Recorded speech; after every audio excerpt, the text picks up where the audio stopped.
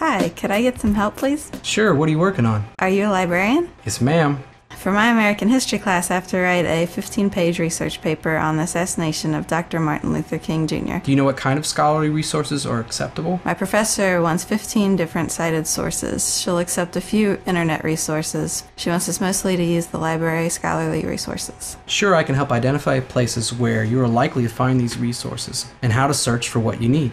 Let's see, our syllabus says that books, journals, primary sources, and government documents count as acceptable scholarly resources. Can you help me find some of those? Well, actually... Good, because this scholarly library resources stuff is a real pain. Really, what's the difference between what's on the internet and what's in the library? When I was in high school, I only used the internet for research. Well... It almost seems like she's forcing everyone to use library resources so we can have an appreciation of how miserable it was to do research in the library when she was a student, before the internet. And I hate to ask this with you being a librarian and all, but with Google Books and iPads, will we even need libraries in the future? And it's easier to find information on the internet anyway. One box, one search. Actually, there's a considerable difference between what's available on the internet and what's available through the library. Let's take a step back. Where on the internet do you start your research? Google. So I'm guessing you're going to tell me that's not a good idea. Actually, it's not a terrible idea. In fact, the internet is a great place to start. There's absolutely no shame in surveying what's easily available, widely known, or believed to be true using Google.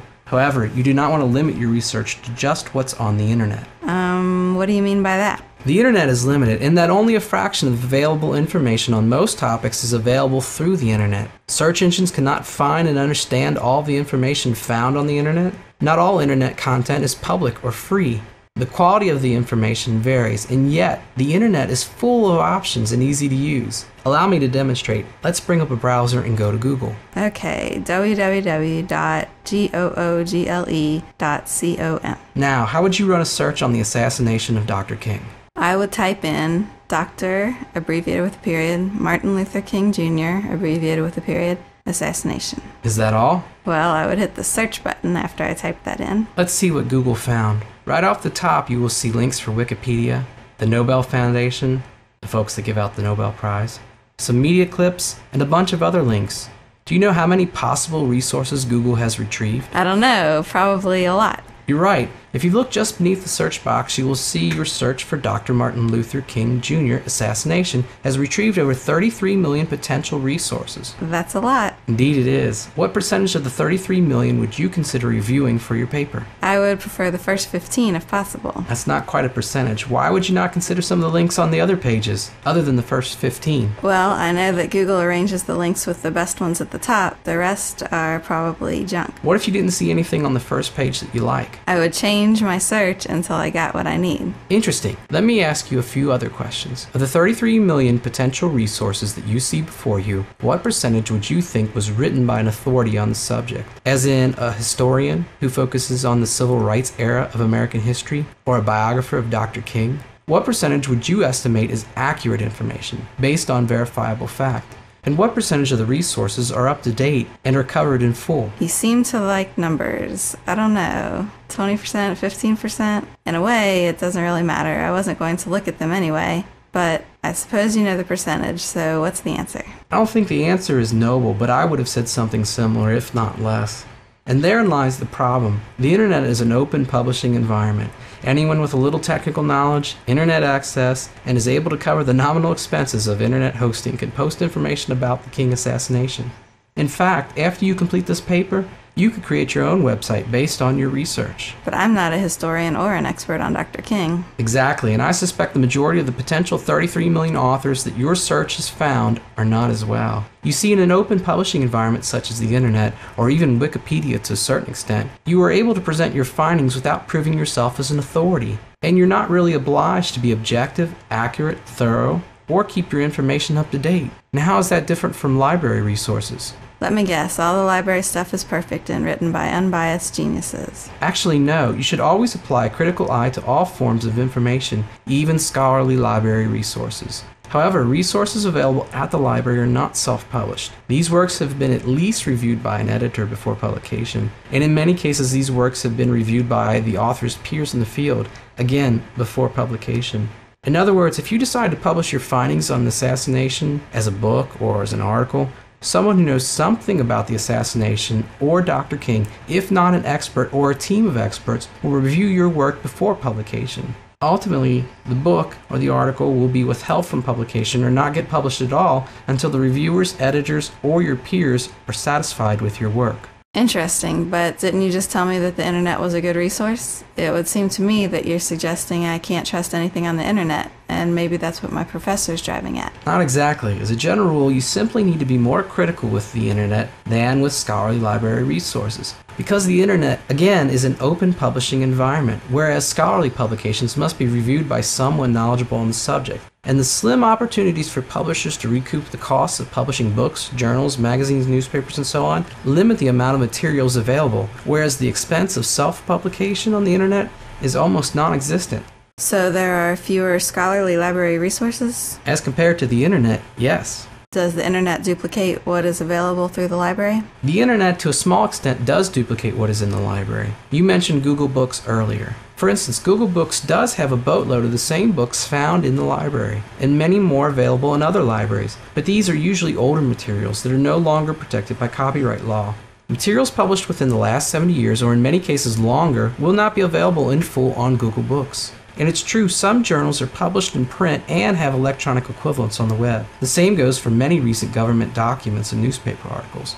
Plus, common knowledge, the kind of stuff found in almanacs, like the capital city of Peru, can easily be found in a million places on the internet. Lima? Yes, but not everything, or really anything in the vicinity of everything, is available on the internet. Also, search engines like Google do not and cannot index all the content found on the internet. There are oceans of information that are blocked from the likes of Google by passwords, or is kept in private holdings, as well as data that Google cannot, at least at this time, interpret or make searchable. For instance, Google cannot understand the contents of a video recorded speech on YouTube, or collections of statistical data found in a series of tables on the web.